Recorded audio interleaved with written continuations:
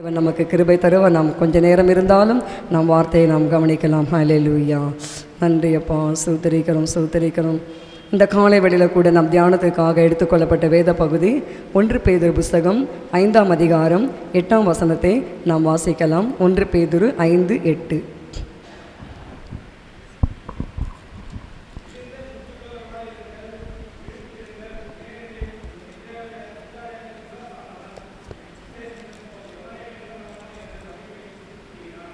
ஆமென். தெளிந்த புத்தியுள்ளவர்களாய் இருங்கள். அடுத்து விழித்திருங்கள், ஏனெனில் உங்கள் எதிராளியாகிய பிசாசானவன் எவனை விழுங்கலாமோ என்று வகை பார்த்து என்ன செய்கிறான்? சுற்றி திரிகிறான். விழுங்கலாமோ என்று வகை தேடி சுற்றி திரிகிறான். வகை தேடுமா பிசாசு, யாரை விழுங்கலாம் அப்படின்னு சொல்லி வகை பார்த்து சுற்றி திரிவான். அதுக்காக தான் பேதுரு அப்போஸ்தலன் சொல்கிறாரு, முதலாவது எப்படி இருங்கள்?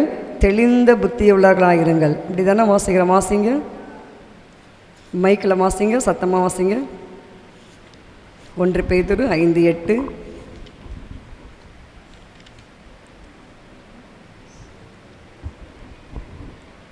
1 பேதுரு புஸ்தகம் 5ஆம் அதிகாரம் 8ஆம் வசனம். சத்தமாக வாசங்க.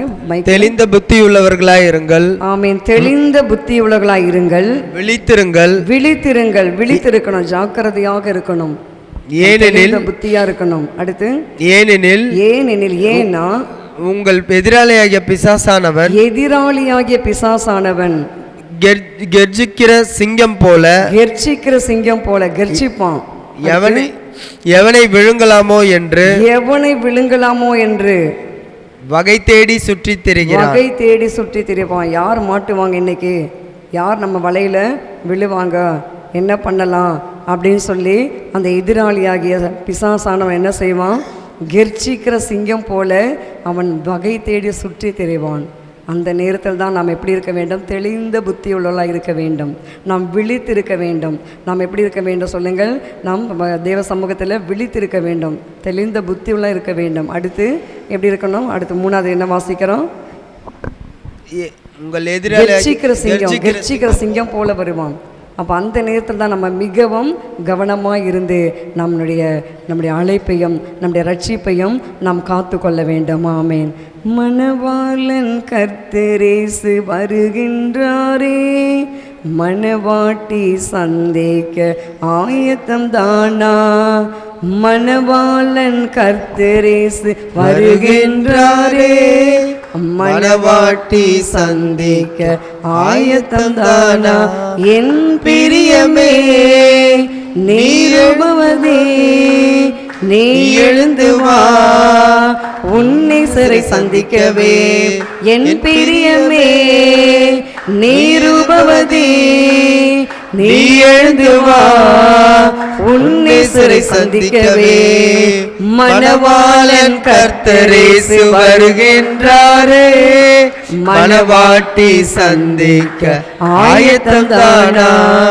மாரிக்காலம் சென்றது, மழையும் ஓய்ந்தது, பூமியிலே புஷ்பங்கள் பூத்து குலுங்குது. மாரிக்காலம் சென்றது, மழையும் ஓய்ந்தது, பூமியிலே புஷ்பங்கள் பூத்து குலுங்குது. கண்மலையில் சிகரங்களில் தங்கும் புறாவே, கண்மலையில் சிகரங்களில் தங்கும் புறாவே, கர்த்தரேசு வரும் நாளை சொல்லி பாடிடு, கர்த்தரேசு வரும் நாளை சொல்லி பாடிடு. என் பிரியமே நீருபவதே, நீ எழுந்து வா, உன்னை சிறை சந்திக்கவே. என் பிரியமே நீருபவதே, நீ எழுந்து வா, உன்னை சிறை சந்திக்கவே. மணவாளன் கர்த்தரேசு வருகின்றாரே, மணவாட்டி சந்திக்க ஆயத்தம் தானா? ஆமே. நம் மணவாளனாகிய இயேசு ஒரு நாளில் வரப்போகிறார். மணவாட்டியாகிய நாம் அவரை சந்திக்க நாம் ஆயத்தமாக வேண்டும். அதுதான் இந்த வசனத்தில் பேதுரு நமக்கு ஒரு எச்சரிப்பாக சொல்லுகிறார். அந்த எச்சரிப்பின் சத்தம் இந்த மாத கடைசியில், இந்த வருட கடைசியில் நாம் வந்திருக்கிறோம். தேவன் நம்மை பார்த்து எச்சரிப்பின் சத்தமாக இருக்கட்டும். இப்படியாக கெர்ச்சிக்கிற சிங்கம் போல எவனை விழுங்கலாமோ என்று வகை தேடி சுற்றி திரிகிறான். அந்த நேரத்தில் நாம் எப்படி இருக்க வேண்டும்? தெளிந்த புத்தி உள்ளவர்களாக இருக்க வேண்டும். நாம் விழித்திருக்க வேண்டும். இன்றைக்கு நிறைய இடங்களில் ஜிப்பாவை போட்டுக்கொண்டு அங்கியை போட்டுக்கொண்டு நான் பாஸ்டர் என்று சொல்லிக்கொண்டு கையில் வேதத்தை எடுத்துக்கொண்டு வீடு வீடாக போவார்கள். அதிலும் முக்கியமாக நீங்கள் பார்க்க வேண்டுமா? எதுக்காக சொல்ல வரேன்னா, தெளிந்த புத்திக்காக நான் சொல்கிறேன். எதற்காக அவர்கள் போவார்கள் என்றால், எந்தெந்த வீடுகளில் வசனங்கள் மாட்டி வைத்திருக்குது என்று சொல்லி அவர்கள் பார்த்து கணித்து வைத்து கொள்வார்கள். முன்கூட்டியே அதையெல்லாம் பார்த்து வைத்து கொள்வார்கள். யார் வீட்டில் வசனம் மாட்டியிருக்கு அப்படின்ட்டு பார்த்துட்டு உடனே அந்த வீட்டுக்குள்ளே கையில் வேதத்தை எடுத்துக்கொண்டு போயிடுவாங்க. சிஸ்டர், உங்கள் வீட்டுக்கு கர்த்தர் வர சொன்னார், உங்களுக்காக ஜெபிக்க சொன்னார் அப்படின்னா என்ன தோணும் சிஸ்டருங்களுக்கு? ஐயோ, பாஸ்டர் ஐயாவே என் வீட்டுக்கு வந்திருக்கிறாரு, என் பாஸ்டர் கூட வர்றது கிடையாது, நான் போகிற சர்ச்சு பாஸ்டர் கூட எங்கள் வீட்டை தேடி வர்றதில்லை, பாஸ்டர் ஐயா வந்துட்டாருன்னு சொல்லி அப்படியே அவரை கூப்பிட்டு உட்கார வச்சு காப்பியை போட்டு என்ன வீட்டில் இருக்கிறது எல்லாம் அப்படியே சிஸ்டர் காப்பி போடப்போம், சிஸ்டர் அப்படியே டிஃபன் இருந்தால் கொஞ்சம் ரெடி பண்ணிவிடுங்களேன் அப்படின்னுவார். அப்படியே வரும்போது சிஸ்டர் கொஞ்சம் காணிக்க கூட எடுத்துன்னு வந்துடுங்கன்னுவார். இப்படி இருக்கிற நாட்களில் தான் நாம் எப்படி இருக்க வேண்டும் சொல்லுங்கள்? தெளிந்த புத்தி உள்ளவர்களாக நாம் இருக்க வேண்டும். அப்படி வசனங்களை மாட்டி வைத்திருக்கிற வீடுகளில் வீடு வீடாக திரிவார் என்று வேத வசனம் இருக்கிறது. உங்களுக்கு சித்தம் இருக்குமானால் இன்னொரு நேரம் எனக்கு தருணம் கிடைக்குமானால் அதை குறித்து நான் உங்களுக்கு சொல்லுகிறேன். வீடு வீடாக திரிந்து அவர்கள் என்ன செய்வார்கள்? எல்லாரையும் வழுவி போக பண்ணுவார்கள். அதற்கு தான் நாம் இடம் கூடாதபடி நாம் தெளிந்த புத்தி உள்ளவர்களாக நாம் இருக்க வேண்டும். ஏனென்றால் எதிராளியாகிய சாத்தான், எதிராளி என்றால் யார் சொல்லுங்கள்? நம்ம வீட்டு பக்கத்தில் இருக்கிறவங்க, நம்ம அண்டை வீட்டுக்காரங்க, எதிர் வீட்டுக்காரங்க, அவங்க கிடையாது எதிராளி. யார்? அப்புறம் வேற யாருங்க சிஸ்டர்? எதிராளியாகிய பிசாசன் என்றால் அந்தி கிறிஸ்து, வரப்போகிற அந்தி கிறிஸ்து. கிறிஸ்து நமக்கு தெரியும். கிறிஸ்து என்ன நமக்காக சிலுவையில் ரத்தம் செறிந்து உயிர் தெழுந்தார், நம்ம எல்லாம் மீட்டு கொண்டார். அவர் தான் யார் சொல்லுங்க? கிறிஸ்து. அவர் அபிஷேகிக்கப்பட்டவர். கிறிஸ்து என்றால் என்ன அர்த்தம்? எழுதிக்கோங்க, டைரி கொண்டு வந்தீங்கன்னா பெண் இருக்குமானால். கிறிஸ்து என்றால் என்ன அர்த்தம்? அபிஷேகம் பண்ணப்பட்டவர், அதுதான் கிறிஸ்து. பட் இங்கே யாரை குறிக்கிறது? இந்த இது அந்தி கிறிஸ்துவை குறிக்கிறது. அதுதான் எதிராளியாகிய பிசாசானவன் எவனை விழுங்கலாம் என்று வகை தேடி சுற்றி தெரிவான். அதனால தான் நம்ம தெளிந்த புத்தியுள்ளா இருக்க வேண்டும். அடுத்தபடி நம்ம எப்படி இருக்க வேண்டும் சொல்லுங்கள்? தெளிந்த புத்தி. வேற எப்படி இருக்கணும்? விழித்திருக்க வேண்டும், விழிப்பாக இருக்கணும். அதுக்காக கண்ணை திறந்து வச்சு பார்த்துக்கிட்டே இப்படி இருக்கணும்னு அர்த்தம் இல்லை. என்ன அர்த்தம் சொல்லுங்கள்? ஜபத்தில் ஜாக்கிரதையாக இருக்கணும், நம்ம உஷாராக இருக்கணும். அஞ்ஞானிகள் பாருங்கள், நம்மை காட்டிலும் அஞ்ஞானிகள் மிகவும் ஞானமுள்ளவர்களாக இருப்பாங்க. அது பேய் ஞானம். ஆனால் கர்த்தருடைய பிள்ளைகள் நாம் எப்படி இருக்க வேண்டும்? அவர்களை காட்டிலும் நாம் விழித்திருந்து நாம் எல்லாவற்றையும் ஜெயிக்கிறவர்களாக நாம் இருக்க வேண்டும். அதை தான் பேதுரு அப்போஸ்தலன் இந்த இடத்துல குறிப்பிடுகிறார். வாசிங்க, யோவான் சுவிசேஷம் 12ஆம் அதிகாரம் 31ஆம் வசனத்தை நீங்கள் வாசித்து பாருங்கள். யோவான் சுவிசேஷம் 12:31.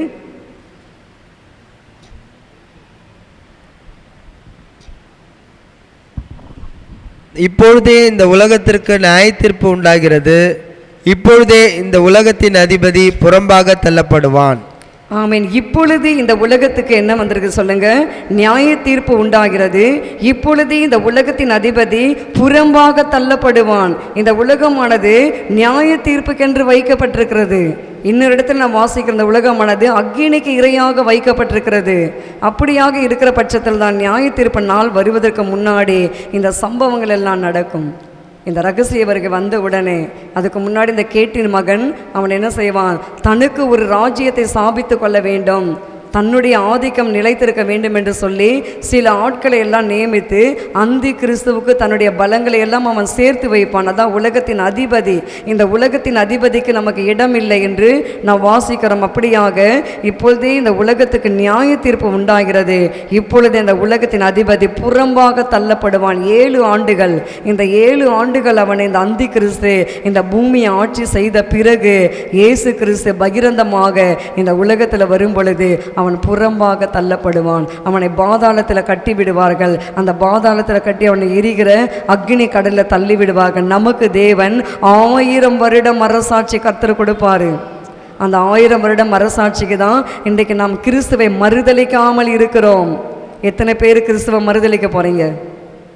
வெரி குட், நல்ல சபையார். கிறிஸ்துவை நம்ம என்ன செய்யக்கூடாது? மறுதளிக்கக்கூடாது. நமக்கு ஓட்டே இல்லைனா கூட பரவாயில்ல, நமக்கு ரேஷனில் பொருள் இல்லைனா கூட பரவாயில்ல, நம்ம பெயர் விட்டு போனால் கூட பரவாயில்ல, அதுக்காக நம்ம என்ன செய்யக்கூடாது? ஏசப்பாவை நாம் ஒரு நாளும் ஒருபோதும் நம்ம மறுதளிக்கக்கூடாது.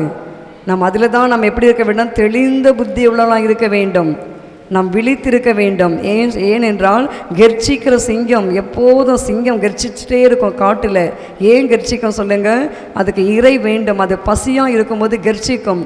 அது கர்ஜனை செய்யும் பொழுது மற்ற மிருகங்கள் எல்லாம் ஓடி ஒளியும். அப்பொழுது அந்த சிங்கம் என்ன செய்யும்? கொஞ்ச நேரம் கழித்து அது மெல்லமாக அதை வந்து பார்க்கும். பார்த்த உடனே சிங்கம் கடந்து போய்விட்டது என்று சொல்லி மற்ற மிருகங்கள் எல்லாம் இறை தேட வரும். அந்த நேரத்தில் தான் அந்த கெர்ச்சிக்கிற சிங்கம் என்ன செய்யும்? அந்த விலங்குகளை வேட்டையாடி தன்னுடைய பசியை அதை ஆற்றிக்கொள்ளும்.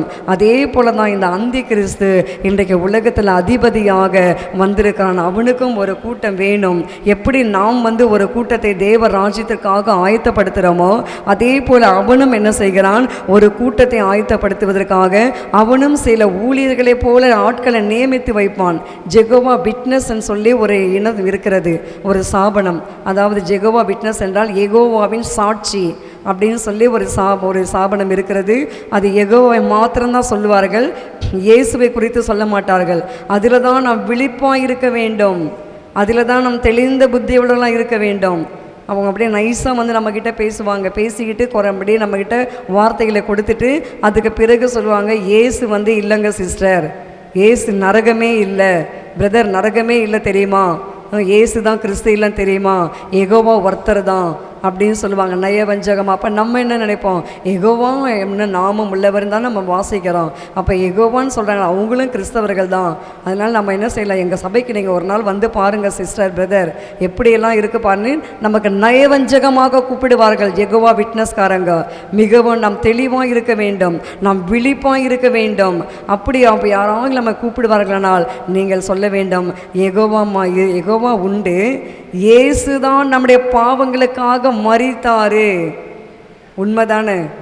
அல்லேலூயா சொல்ல மாட்டேன்றீங்களே? நம்ம வேற ஒரு கிறிஸ்து மரித்தாரா? யார் மரிச்சது நம் பாவங்களுக்காக? இயேசு மரித்தார். இயேசு தான் இந்த 5 கண்டங்களுக்காக 5 காயங்களை ஏற்றுக்கொண்டார். அவர் மரித்தார், அவர் அடுத்து அடக்கம் பண்ணப்பட்டார், 3ஆம் நாள் உயிரோடு எழுந்திருந்தார். அந்த சத்தியத்தை நாம் அவர்களுக்கு எடுத்து சொல்ல வேண்டும். அவங்க ஒத்துக்க மாட்டாங்க. அவங்க ஒத்துக்காமல் நம்மளை என்ன செய்வாங்க? திசை திருப்புவதற்காக தொடர்ந்து அவர்கள் பேசிக்கொண்டே இருப்பார்கள். 1 முறை 2 முறை நம்ம அவரிடத்துல பேச வேண்டும். நீங்கள் நினைவில் வைத்துக் கொள்ளுங்கள், 1 டைம் அல்லது 2 டைம்ஸ் பேசலாம். நீங்கள் மீண்டும் மீண்டும் அவர்கள் நம்மை குழப்புகளாக இருப்பார்களானால் நாம் அந்த இடத்தை விட்டு நம்ம கடந்து வெளியே வந்து விட வேண்டும்.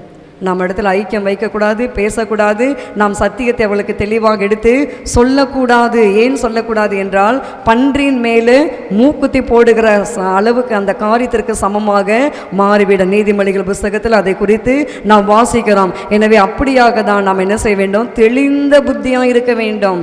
நம் எதிராளியாகிய சாத்தான் அந்தி கிறிஸ்து எங்கும் அங்கும் தன் ஆட்களை இன்னொரு இடம் ஒன்று சாத்தான் சபை. நீங்கள் கேள்விப்பட்டிருக்கீங்களா என்னன்னு தெரியல, யாருக்கா தெரியுமா? கேள்விப்பட்டிருக்கீங்களா சாத்தான் சபை என்று? தெரியாதில்லை. என்ன சிஸ்டர், அரசன்ஷைனு ஏசிஏ எம்பிஏ சிஎஸ்ஐ ஆர்சி இருக்குது, சாத்தான் சபைன்னு ஒன்று இருக்கா? இருக்குது. சாத்தானுக்கும் ஒரு சபை உண்டு. அவனும் ஒரு கூட்டத்தை வைத்து கொள்ளுவான். அவங்களும் ஞாயிற்றுக்கிழமை மற்ற நாட்களில் போகிறது மாதிரி அவங்களும் அந்த ஆலயத்துக்கு போவாங்க. போயிட்டு அவங்க என்ன செய்வாங்க தெரியுமா? ரத்தத்தோடு ரத்தமாக உடன்படிக்கை பண்ணி கொண்டு பைபிளை தூக்கி எறிந்து அவங்க எல்லாம் தலைகீழாக செய்வாங்க. நம்ம பைபிளை என்ன செய்வாங்க? கனம் பண்ணுவோம். அவங்க பைபிளை மதிக்க மாட்டாங்க. பைபிள் மேலே எச்சி துப்புறது, பைபிளை தூக்கி விசிறி அடிக்கிறது, வசனத்துக்கு புறம்பாக பேசுறது, இதையெல்லாம் செய்வார்கள். இப்படிப்பட்ட சாத்தானுடைய சபைகள் இன்றைக்கு இங்கும் அங்குமாக பெருகி கொண்டு வருகிறது. இதற்கு தான் நாம் வாலிபர்களை குறிவைக்கிறது அந்த சாத்தான் சபை. அந்த வாலிபர்களை குறிவைத்து தன் பக்கமாக என்ன செய்கிறது? அந்த சாத்தான் சபை ஏஜென்ட்டுகள் அந்த பிள்ளைகளை அந்த சாத்தானுக்கு நேராக திருப்பி கொள்ளுகிறது. எனவே அந்த விஷயத்தில் கூட நாம் என்ன செய்ய வேண்டும்? தெளிந்த புத்தியுள்ளாக இருக்க வேண்டும். நாம் விழித்திருக்க வேண்டும். நம்ம எதிராளியாகிய சாத்தான் நம்ம விழுங்கலாம் என்ற வகை தேடுவான். அப்படியே பஸ் ஸ்டாண்டில் இருப்பான். நான் கூட ஒரு முறை திருத்தணிக்கு ஊழியத்துக்காக கொல்லகுப்பை சபைக்கு நான் செய்தி கொடுக்க போகிறது இருக்கிறபடினால நம்ம பெரம்பூர் ரயில்வே ஸ்டேஷனில் நான் காத்திருக்கிறேன். எனக்கு 7:15 எனக்கு அந்த இது வரணும், திருத்தணி ட்ரெயின் வரும். 7:10 7:15 வரும். 5:40 அந்த அரக்கோணம் ஃபாஸ்ட்டு நான் மிஸ் பண்ணிட்டேன்னா 7:10க்கு ஒரு ட்ரெயின் வரும். அது ஸ்ட்ரைட்டாக திருத்தணி போகும். அங்கே இறங்கி தான் நாங்கள் பஸ்ஸை பிடிச்சி நாங்கள் அந்த ஊருக்கு கிராமத்துக்கு போகணும்.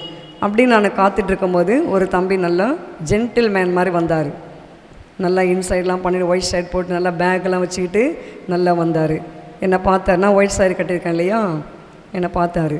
சிஸ்டர் நீங்கள் சபைக்கு போகிறீங்களா? ஆமாம். எந்த சபைக்கு போகிறீங்க? இல்லைப்பா நான் சர்ச்சை நாங்கள் வச்சுருக்குறோம், நாங்கள் பிரான்ச்சி சர்ச்சைக்காக நான் திருத்தணி போகிறேன். அப்படிங்களா? ஒரு புக்கு கொடுத்தாரு, இதை படிங்க, படிச்சுட்டு டைம் கிடைக்கும்போது நீங்கள் படிங்க. இன்னொன்று சிஸ்டர், அம்பத்தூர் ஒரகடம் என்ற ஒரு இடம் இருக்குது. அந்த இடத்துல வந்து நாங்கள் பெரிய கூட்டம் வச்சுருக்கிறோம். நீங்கள் வந்தீங்கன்னா உங்களை ஸ்டேஜில் ஏற்றி உங்களுக்கு நாங்கள் ஒரு சான்ஸ் கொடுக்குறோம், நீங்கள் வந்து பேசலாம் அப்படின்னாரு. அப்படிங்களா, சரிப்பா பார்க்கலாம் அப்படின்னு சொல்லிட்டு அந்த புக்கை வாங்கி நான் வச்சுட்டா. நான் பிரிக்கலை. அதுக்கு பிறகு தான் நான் வந்து என்ன புக்குன்னு சொல்லி அந்த ட்ராக்லேயே நின்று நான் பார்க்குறேன், யெகோவாவின் சாட்சி. உடனே அந்த புக்கை நான் என்ன பண்ணேன், கர்த்தருக்கு பார்க்குறாரு, கேட்குறாரு. இது அப்படியே அந்த ரயில்வே ட்ராக்கில் நான் போட்டுட்டு எனக்கு ட்ரெயின் வந்தது, நான் ஏறி வந்து விட்டேன். ஏன் சொல்லனா, நம்ம கொஞ்சம் நம்மளை மேடை போட்டு நம்மளை பேச கூப்பிட போகிறாங்க. ஐயோ பரவாயில்லையே, ஊழியத்துக்கு வந்த புதுசுலேயே நமக்கு பெரிய மேடெல்லாம் போட்டு கூப்பிட்றாங்க. நம்ம போய் ஐயா கிட்ட சொல்லிவிட்டு நம்ம போய் பேசலாம், நம்ம பண்ணலாம், நம்ம பேரை வந்து பெருசாக்கிடுவாங்கன்னு நினச்சிருந்தா நான் என்ன பண்ணியிருக்கலாம், அந்த யெகோவா சாட்சி என்ற ஸ்தாபனத்தில் நான் ஒரு ஏஜெண்ட்டாக மாறி இருக்கணும். அதுக்கு தான் சொல்கிறேன், நம்ம எப்படி இருக்க வேண்டும், தெளிந்த புத்தியாக இருக்க வேண்டும். அப்படியெல்லாம் சொல்லுவாங்க, அங்கே வாங்க நாங்கள் பெரிய லெவலில் வச்சிடறோம், நாங்கள் அப்படி வைக்கிறோம் இப்படி வைக்கிறோன்னு சொல்லி நம்மளை என்ன செய்வார்கள், திசை திருப்புவார்கள். அந்த நேரத்தில் நாம் மிகவும் தெளிந்த புத்தியில் இருக்கும் பொழுது நம் எதிராளி ஆகிய சாத்தானை நாம் ஜெயிக்க முடியும். ஆமீன் சொல்லுவோமா? அதே 14ஆம் அதிகாரம் 30ஆம் வசனத்தில் வாசிங்க. யோவான் சுவிசேஷம் 14:30 வாசிங்க. யோவான் சுவிசேஷம் 14ஆம் அதிகாரம் 30ஆம் வசனம். இனி நான் உங்களுடனே அதிகமாய் பேசுவதில்லை, இந்த உலகத்தின் அதிபதி வருகிறான், அவனுக்கு என்னிடத்தில் ஒன்றுமில்லை. இனி இயேசு சொல்லிட்டார், இனி சீஷர்களை பார்த்து, இனி நான் உங்ககிட்ட அதிகமா பேசலப்பா, பேதுருவே, யோவானே, தோமாவே அப்படின்னு சொல்லி நான் இனி உங்ககிட்ட என்ன பண்ணலை, அதிகமாக நான் பேசலை. ஏன் பேசலைன்றா, இந்த உலகத்தின் அதிபதி இல்லை, இந்த உலகத்தின் அதிபதி என்ன பண்ணுறான், வாசிங்க மீண்டும். இந்த உலகத்தின் அதிபதி வருகிறான், உலகத்தின் அதிபதி வருகிறான், அவனுக்கு என்னிடத்தில் ஒன்றுமில்லை, என்கிட்ட ஒன்றும் கிடையாது. அவன் வருவான், அவன் வந்து உங்களை எல்லாம் என்ன செய்வான், கலக்குவான். அதனால நீங்கள் என்ன பண்ணுங்க, விழித்திருங்கள். நீங்கள் என்ன பண்ணுங்க, தெளிந்த புத்தி உள்ளவர்களாக இருங்கள். லூக்கா சுவிசேஷம் நாம் வாசிக்கிறோம். லூக்கா சுவிசேஷத்தில் மனுஷகுமார் வரும்பொழுது நாம் என்ன செய்ய வேண்டும், விழித்திருக்கலாம் காணப்பட்டு நாம் விழித்திருந்து ஜெபம் பண்ணுகளாக இவைகளுக்கு தப்பி நாம் என்ன செய்ய வேண்டும், விழித்திருந்து ஜெபிக்கிறவர்களாக நாம் காணப்பட வேண்டும். லூக்கா சுவிசேஷம் 21ஆம் அதிகாரம் 36ஆம் வசனம். ஆகையால் இனி சம்பவிக்க போகிற இவைகளுக்கெல்லாம் நீங்கள் தப்பி மனுஷகுமாரனுக்கு முன்பாக நிற்க பாத்திரவான்களாக எண்ணப்படுவதற்கு எப்பொழுதும் ஜெபம் பண்ணி விழித்திருங்கள் என்றார். ஆமென். எப்பொழுதும் ஜெபம் பண்ணி விழித்திருங்கள். ஏனென்றால் என்ன நடக்க போகுது, இனி சம்பவிக்கிற போகிற இவைகளுக்கெல்லாம் நீங்கள் தப்பி, அந்தி கிறிஸ்து ஆட்சி தன்னுடைய ஆட்சியை பூமியில சாபிச்ச பிறகு நடக்க போகிற சம்பவங்களுக்கெல்லாம் தப்பி நாம் என்ன மனுஷகுமாருக்கு முன்பாக நிற்க பாத்திரவான்களாக எண்ணப்படுவதற்கு எப்பொழுதும் ஜெபம் பண்ணி விழித்திருக்க வேண்டும். எப்போதும் நம்ம ஜெபிக்க வேண்டும். எந்த நேரமும் காய் வெட்டினா ஜெபிங்க, துணி துவைச்சா ஜெபிங்க, சமையல் பண்ணும்போது ஜெபிங்க, வீட்டில் மாப் போடும்போது ஜெபிங்க. இதுக்காக நம்ம ஒரு நேரம் வேணுமே, எனக்கு நேரமே இல்லையே, என் பிள்ளைங்களை நான் ஸ்கூலுக்கு கிளப்பணும், நான் சாப்பாடு கட்டணும், நான் வீட்டு வேலை பார்க்கணும், செய்யுங்க. வீட்டு வேலை முக்கியம், நான் இல்லை என்று சொல்லவில்லை. அதுக்காக நான் வேலையெல்லாம் விட்டுட்டு ஒரு சிலர் வீடெல்லாம் நாரும், துணிமணிலாம் அங்கங்கே கிடக்கும்.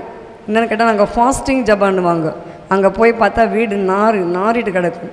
தேவன் அப்படி சொல்லவில்லை. உன் வீட்டை முதலாக சுத்தமாக வச்சுக்கோ, அதுக்கப்புறம் நீ வந்து பிள்ளைங்களுக்கு செய்ய வேண்டிய கடமையெல்லாம் செய், உன் கணவனுக்கு செய்ய வேண்டிய கடமைகளை செய்.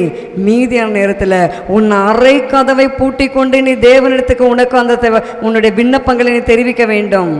அப்படிதான் கர்த்தர் சொல்கிறாரு. இன்றைக்கி நிறைய பெண்கள், ஆண்கள் இன்றைக்கி நிறைய தவறுகள் கிறிஸ்தவ உலகத்தில் செய்கிறார்கள். சில ஆண்கள் ஊழியன்னு பாஸ்ட் பின்னாடியே தெரிவாங்க.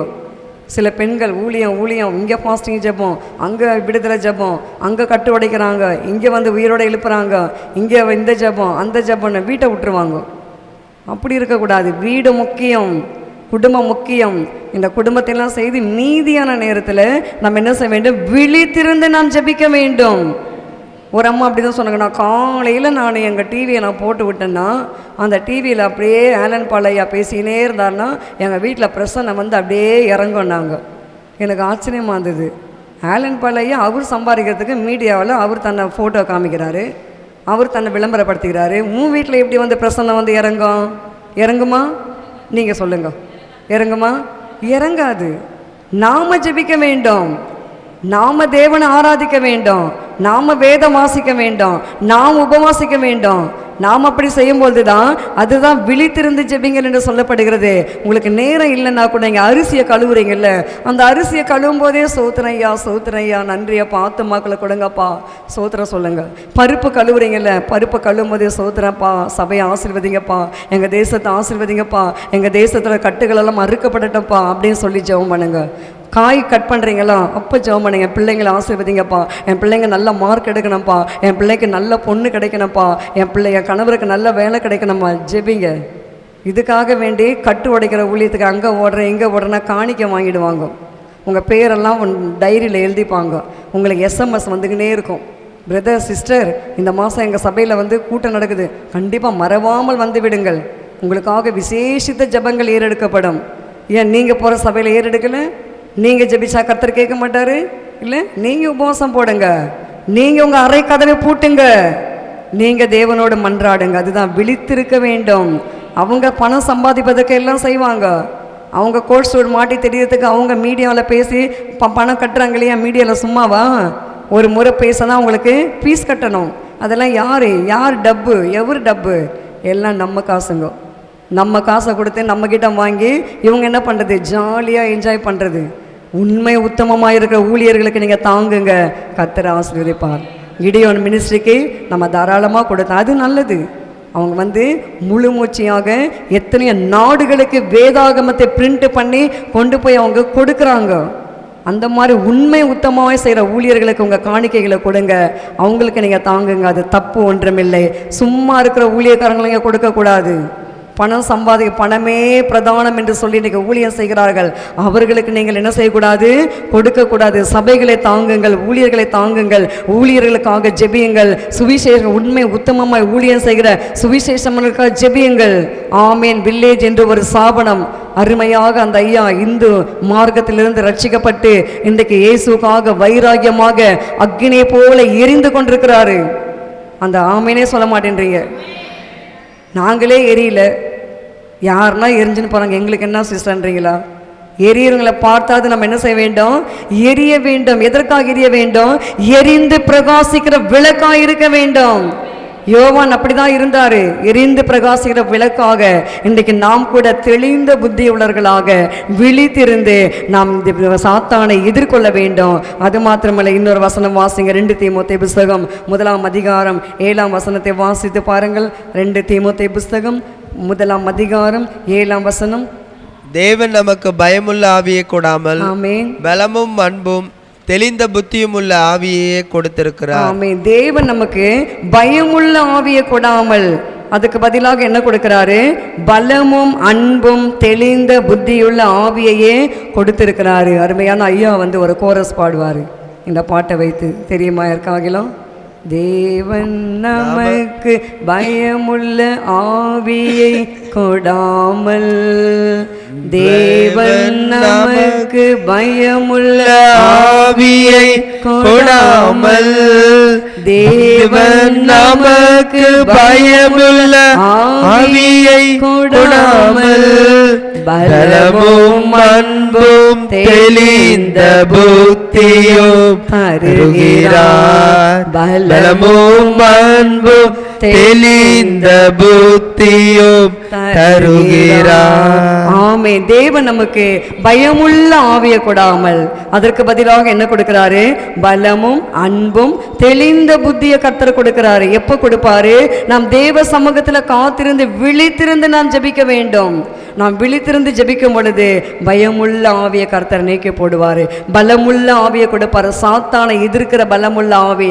எபேசியர் புஸ்தகம் 6ஆம் அதிகாரம் 10ஆம் வசனத்துல நான் வாசிக்கிறோம். வாசித்து பாருங்கள். பலமுள்ள ஆவி. எபேசியர் 6:10. ஏனென்றால் உங்கள் கிரியையையும் நீங்கள் பரிசுத்தவான்களுக்கு. எபேசியர் 6ஆம் அதிகாரம் 10ஆம் வசனம்.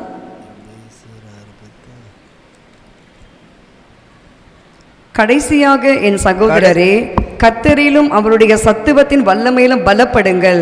அப்ப தேவன் நமக்கு பலமுள்ள ஆவி கொடுக்கிறார் என்றால், கடைசியாக சகோதரரே, கடைசி நாட்களில் வந்திருக்கிற சகோதர சகோதரிகளே, நாம் என்ன செய்ய வேண்டும்? நம்ம கர்த்தரிலும் அவருடைய சத்துவத்தின் வல்லமையில பலப்பட வேண்டும். அதுக்காக தான் கர்த்தர் நமக்கு பலமுள்ள ஆவி கொடுக்கிறாரு. கர்த்தருக்கு காத்திருக்கிறார்களோ புது பலன் அடைவார்கள்.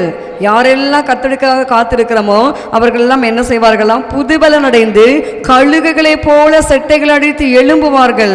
ஏசாயால நாம் வாசிக்கிறோம். வாசிங்க. ஏசாயா தீர்க்கதரிசி புஸ்தகம் 40ஆம் அதிகாரம் வாசித்து பாருங்கள். ஏசாயா தீர்க்கதரிசி புஸ்தகம் 40ஆம் அதிகாரம் 31ஆம் வசனம். கர்த்தருக்கு காத்திருக்கிறவர்களோ புது பலன் அடைந்து கழுகுகளைப் போல சட்டைகளை அடித்து எழும்புவார்கள். அவர்கள் ஓடினாலும் இளைப்படியார்கள், நடந்தாலும் சோர்ந்து போகார்கள். ஆமென். கர்த்தருக்கு காத்திருக்கும் போது நமக்கு ஒரு புது பலனை கர்த்தர் கொடுக்கிறாரு. அதனால தான் கடைசியாக சகோதரரே, கர்த்தரிலும் அவருடைய சத்துவத்தின் வல்லமையில பலப்படுங்கள். எப்படி பலப்படுகிறது? டிவியில வருகிற ஊழியர்கள் பேசுறதை பார்த்து பலப்படலாமா? இல்லை பிரியமானவர்களே. நாம் கர்த்தர் சமூகத்தில் தாழ்த்தி ஜெபிக்க வேண்டும். தேவனிடத்தில் கேட்க வேண்டும். எனக்கு வெளிப்பாடு கொடுங்க ஐயா, என்னோடு பேசுங்கப்பா, எனக்கு அந்த சத்துவத்தை கொடுங்கப்பா. ஆவியில் நிரம்பி தனி ஜெபம் ஒவ்வொரு மனிதனுக்கும் மனுஷிக்கும் வெரி வெரி இம்பார்ட்டன்ட்.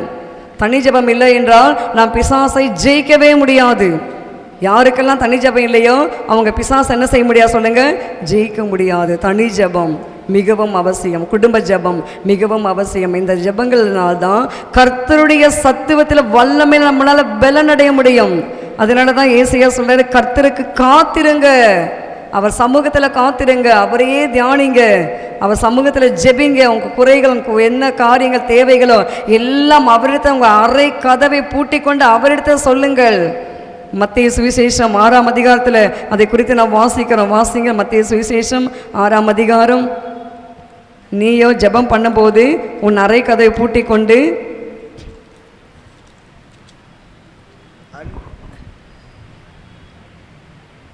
நீயோ ஜெபம் பண்ணும்பொழுது உன் அறை வீட்டிற்குள் பிரவேசித்து உன் கதவை பூட்டி அந்தரங்கத்தில் இருக்கிற உன் பிதாவை நோக்கி ஜெபம் பண்ணு.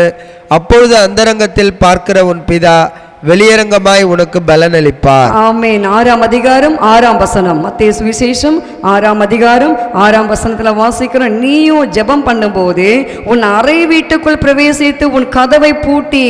உன் அறை வீட்டுக்குள்ள போய் பிரவேசிங்க, உங்க கதவை பூட்டிடுங்க. கதவை பூட்டி அந்தரங்கத்தில் இருக்கிற பிதாவை நோக்கி ஜெபம் பண்ணுங்கள். அந்தரங்கத்தில் பார்க்கிற பிதா. கடந்த வாரம் நான் சபையில் வந்து மத்தியான டைமில் குடும்பத்துக்கு ஒருத்தர் வந்து ஜெபிக்க சொல்லி நம்ம கேட்டிருந்தோம். இந்த வாரம் யாரும் வரலை, ஊருக்கு சிஸ்டர் போனதால் வர முடியல. அதனால் நான் வந்து உட்காந்து சபையில் கிட்டத்தட்ட ஒரு 1.5 மணி நேரம் 2 மணி நேரம் இருக்கும் நான் உட்காந்து நான் ஜெபித்து கொண்டு இருந்தேன். அப்போ ஜெபித்து கொண்டிருக்கும் போது ஜூடா வந்தான், குழந்தை. ஜூடா வந்துட்டு சரி நான் கூட்டிகிட்டு போயிட்டு நான் ஜூடா வச்சு நான் ஜெபம் பண்ணுறேம்மா, நீ வந்து வீட்டு வேலையை நீ பார்த்துக்கோ அப்படின்னு குழந்தைய நான் கூட்டிகிட்டு வந்து நான் ஜெபம் பண்ணிட்டு இருக்கிறேன். சரி அங்கே ஓடுறானேன்னு சொல்லி இந்த கதவையெல்லாம் நான் பூட்டிட்டு நான் உட்கார்ந்து நான் ஜெபிக்க ஆரம்பித்தேன். நான் கையை தூக்கி ஜெபிச்சா அந்த குழந்தை கையை தூக்குது. நான் பாட்டு பாடும்போது கை அசை, அந்த குழந்தை பாட்டு கை அசைக்குது. இப்போ அதிலிருந்து பாருங்கள், அந்த ஒரு நாள் செஞ்சது அடுத்த நாள் நான் அந்த வழியை போயிட்டு அப்படி எட்டி பார்க்குறேன். என்னை பார்த்தோன்னே நம்புறீங்களோ இல்லையோ, இந்த 2 கையை வச்சுக்கிட்டு குழந்தை என்னை பார்த்து இப்படி பண்ணுது. அப்போ அதுக்கு எவ்வளோ ஒரு பாருங்கள், சின்ன குழந்தைக்கு நம்ம செய்கிறது. அதுக்கு தான் நம்ம என்ன செய்யணும், நம்ம அறை வீட்டு கதவை பூட்டி கொண்டு அந்தரங்கத்தில் இருக்கிற பிதாவை நோக்கி நாம் ஜெபிக்க வேண்டும். நீங்கள் அது போல் ஜெபிச்சு பாருங்கள், உங்கள் பிள்ளைகள் அது போல் மாறுவார்கள். எங்கள் அம்மா அப்பாவே டிவியை பார்த்துக்கிட்டு செல்லை பார்த்துட்டு கிடக்குது, நான் எங்கே போய் ஜெபிக்கிறது அப்படின்னு பிள்ளைகள் நம்மை என்ன செய்வார்கள், தாழ்வாக மிகவும் தாழ்வாக எடை போட்டு விடுவார்கள். நம் பிள்ளைகள் மத்தியில் எப்படி இருக்க வேண்டும்? மிகவும் எச்சரிக்கையாக ஜாக்கிரதையாக இருக்க வேண்டும். அது இந்த காலத்து பிள்ளைகள். இந்த காலத்து பிள்ளைங்கிட்ட நம்ம மிக மிக கரெக்டாக இருக்க வேண்டும். இல்லை என்றால் நம் பிள்ளைகள் நம்மை குற்றப்படுத்துவார்கள். அம்மா அப்பாவே டிவி பார்க்குது, அம்மா அப்பாவே செல்லை பார்க்குது, அம்மா ஒரு செல்லு, அப்பா ஒரு செல்லு, பாப்பாங்க ஒரு செல்லு, எந்த ஒரு செல்லுன்னு சொல்லி நம்ம ஏன் பார்க்கக்கூடாதுன்னு பிள்ளைகளுக்கு அந்த ஆசைகள் வந்துவிடும். அதனால தான் இயேசு சொல்லியிருக்கிறாரு, உன் அறை வீட்டு கதவை பூட்டி கொண்டு அந்தரங்கத்தில் பிதாவை நோக்கி ஜெபம் பண்ணு. அப்படி நீ ஜெபம் பண்ணும்போது அந்த ஜெபத்துக்கு கர்த்தர் எப்படி பதில் கொடுப்பாரு? வெளியரங்கமாக உனக்கு பதில் கொடுப்பாரு. அல்லேலூயா சொல்லலாமா? அந்த ஒரு பலனை நீங்கள் பெற்றுக்கொள்ள வேண்டும் பிரியமானவர்களே. சத்துவத்தில் பலனடைங்க. கடைசியாக சகோதரரே, கர்த்தரிலும் அவருடைய சத்துவத்தின் வல்லமையில் பலப்படுங்கள். அப்படி நாம் பலப்படும் பொழுது கெர்ச்சிக்கிற சிங்கங்கள் நம்மை பார்த்து ஏதாவது நம்மை சேதப்படுத்த வேண்டும் என்று வருமானால் அவைகளுக்கு நாம் தப்பித்து கொண்டே நாம் ஜெயிக்க முடியும். ஆமேன்னு சொல்லுவோமா? நம்ம எல்லாம் ஜெயிப்பதற்காக தான் கர்த்தர் நம்மை அழைத்திருக்கிறாரு. ரோமர் எழுதின நிருபம் 8ஆம் அதிகாரம் 15ஆம் வசனத்தில் நான் வாசிக்கிறோம். வாசித்து பாருங்கள். ரோமர் 8:15. அந்தபடி திரும்பவும் பயப்படுவதற்கு நீங்கள் அடிமைத்தனத்தின் ஆவியை பெறாமல் அப்பா பிதாவே என்று கூப்பிட பண்ணுகிற புத்திர சுவிகாரத்தின் ஆவியை பெற்றீர்கள். ஆமே. நம்ம அடிமைத்தனத்தின் ஆவியை நம்ம பெறாமல் அப்பா பிதாவே என்று கூப்பிட பண்ணுகிற புத்திர சுவிகாரத்தின் ஆவியை நாம் பெற்றுக்கொண்டிருக்கிறோம். நம்ம யாருக்கும் அடிமை இல்லை. நாம் அப்பா பிதாவே என்று கூப்பிட புத்திர சுவிகாரத்தின் ஆவின் அபிஷேகம் பெற்றவர்கள். நாம் தைரியமாக நம்ம அப்பாவை நோக்கி நாம் கூப்பிட முடியும். இயேசுவை ஏற்றுக்கொண்ட பிள்ளைகள் யாராக இருந்தாலும், இந்துவோ கிறிஸ்டியனோ சீக்கியமோ புத்தமோ யாராக இருக்கட்டும், யாராக இருந்தாலும் இயேசுவை நோக்கி அப்பா என்று கூப்பிடும் பொழுது அவர் வந்து நம்மை விடுவிப்பார். ஆமென் சொல்லுவோமா? கர்த்தர் நல்லவர், அவர் கிருபை என்றும் உள்ளது. அதற்கு மேலாக நாம் சுவிகார புத்திரர் அடைய வேண்டுமானால் ஆவியின் அபிஷேகத்தை நாம் பெற்றுக்கொள்ள வேண்டும். வாலிப தம்பிமார்கள், தங்கைமார்கள், பெரியவர்கள், சபையில் யாராகிலும் ஆவியின் அபிஷேகத்தை இதுவரைக்கும் நீங்கள் பெற்றுக்கொள்ளவில்லை என்றால் இன்றைக்கே ரட்சணிய நாள். இன்றைக்கே கர்த்தர் உங்களை அழைக்கிறார். நீங்கள் ஆவின் அபிஷேகத்தை பெற்றுக்கொள்ளுங்கள். அந்நிய பாஷையில் பேசுங்கள். அதுதான் அடிமைத்தனத்தின் ஆவியிலிருந்து கர்த்தர் நம்ம என்ன செய்வார்? விடுதலை கொடுப்பார். அதே 1 கொரிந்தியர் 10ஆம் அதிகாரம் 10-11 வாசித்து பாருங்கள். 1 கொரிந்தியர் புஸ்தகம் 10ஆம் அதிகாரம் 10ஆம் வசனம் 11ஆம் வசனம். 1 கொரிந்தியர் புஸ்தகம் 10ஆம் அதிகாரம் 11-12. இவைகளெல்லாம் திருஷ்டாசங்களாக அவர்களுக்கு சம்பவித்தது. உலகத்தின் முடிவு காலத்தில் உள்ள நமக்கு எச்சரிப்பு உண்டாகும்படி எழுதப்பட்டும் இருக்கிறது. இப்படி இருக்க தன்னை நிற்கிறவன் என்று எண்ணுகிறவன் விழாதபடிக்கு எச்சரிக்கையாய் இருக்க கடவன். ஆமென். இப்படி இருக்க தன்னை நிற்கணும் என்று எண்ணுகிறவன் விழாதபடிக்கு எச்சரிக்கையாக இருக்க வேண்டும், ஜாக்கிரதையாக இருக்க வேண்டும். நாம் விழித்திருக்க வேண்டும். நான் தெளிந்த புத்தியுள்ளதாக இருக்க வேண்டும். ஏன்னா நான் இருக்கிறேன், நான் வாசிக்கிறேன், வேதம் வாசிக்கிறேன், நான் ஜெபிக்கிறேன், நான் நற்கிரியை செய்கிறேன், எனக்கு ஒன்றுமில்லை என்று சொல்லி நாம் இருக்கிறேன், நான் நிற்கிறேன் என்று சொல்லாதபடி, நாம் விழாதபடிக்கு நாம் எப்படி இருக்க வேண்டும்? மிகவும் எச்சரிக்கையாக இருக்க வேண்டும். இது கடைசி காலம். இந்த கடைசி காலத்தில் யாரை விழுங்கலாம் என்று வகை தேடி சுற்றுவான். ஜொலிக்கிற நட்சத்திரங்கள் எல்லாம் தன்னுடைய வாளால் 3ல் 1 பங்கு என்ன செய்வான்? கர்த்தருக்காக ஜொலிக்கிற ஊழியர்களை, நட்சத்திரங்கள் என்றால் ஊழியர்கள், அந்த ஊழியர்களை தன் வாளால் சுழற்றி 3ல் 1 பங்கு கீழே விழ தள்ளுவான். எத்தனை ஊழியர்களுக்கு கீழே விழுந்திருக்காங்க தெரியுமா? இதெல்லாம் அவங்க ஏன் விழுந்துட்டாங்க? அவங்களால ஜெயிக்க முடியல. அவங்களால என்ன செய்ய முடியல? அந்த சத்துவத்தில் பலனடைய முடியல. இன்றைக்கு நாம் அப்படி இராதபடி கர்த்தருடைய சத்துவத்தில் பலனடைந்து பிசாசு நம்ம விழலாம் என்று சொல்லி எப்பொழுதெல்லாம் நினைக்கிறானோ அந்த நேரத்தில் நாம் எதிர்த்து நின்று அவனை நாம் என்ன செய்ய வேண்டும்? ஜெயிக்கிற பிள்ளைகளாக மாற வேண்டும். யாக்கோபு நிருபத்தில் வாசிக்கிறோம், பிசாசுக்கு எதிர்த்து நில்லுங்கள், அப்பொழுது அவன் உங்களை விட்டு ஓடி போவான். தேவனுக்கு கீழ்ப்படியுங்கள், பிசாசுக்கு எதிர்த்து நில்லுங்கள். வாசிக்கலாமா? யாக்கோபு நிருபம் 4ஆம் அதிகாரம் 6ஆம் வசனம்.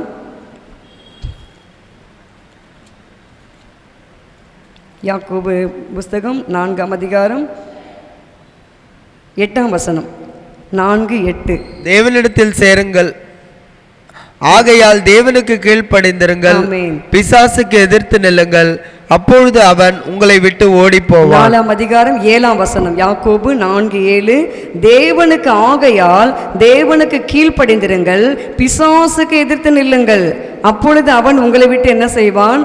ஓடி போவான். பிசாசு நம்ம எதிர்த்து நிற்கணும். எப்பவுமே தேவனுக்கு என்ன செய்ய வேண்டும்? கீழ்ப்படியணும்.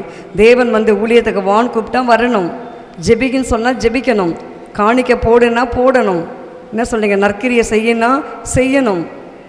எல்லாம் பிள்ளைகளுக்கு இலவச டியூஷன் சொல்லிக் கொடு, மகனே மகளே படிச்சிருக்கிற இதெல்லாம் நீ செய்யலாம் அப்படின்னு உங்கள் உள்ளத்தில் ஏவினால் நீங்கள் அதை செய்யலாம்.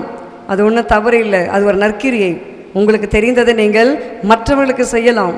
நீங்கள் அப்படி செய்து பாருங்கள். எத்தனை பேர் அமெரிக்க தேசத்திலிருந்து, இங்கிலாந்து தேசத்திலிருந்து நிறைய பேர் மிஷினரிகள் நம் தேசத்துக்கு வந்து அவர்கள் நம் தமிழை கற்றுக்கொண்டு இந்தியாவில் எத்தனை பேருக்கு நற்கிரியை செய்திருக்கிறார்கள். ஒரு ஐயாவுடைய சாட்சியை நான் ஒரு புக்கில் வாசித்தேன், அவர் பேரை மறந்துட்டேன். அவர் அந்த இதில் இங்கிலாந்து தேசத்துலேருந்து வந்து நம்முடைய தேசத்தில் அவர் இந்த பக்கம் நினைக்கிறேன், இந்த சைடு இது விருதுநகரோ ஏதோ தெரியல, மறந்துட்டேன். இந்த இடத்துல அவர் வந்து அவர் என்ன பண்ணியிருக்கார் தெரியுமா? அந்த நாட்களில் பெண்கள் அடிமை, பெண்கள் உங்களுக்கு தெரியுமா தெரியல, பெண்கள் மிகவும் அடிமையாக இருப்பார்கள்.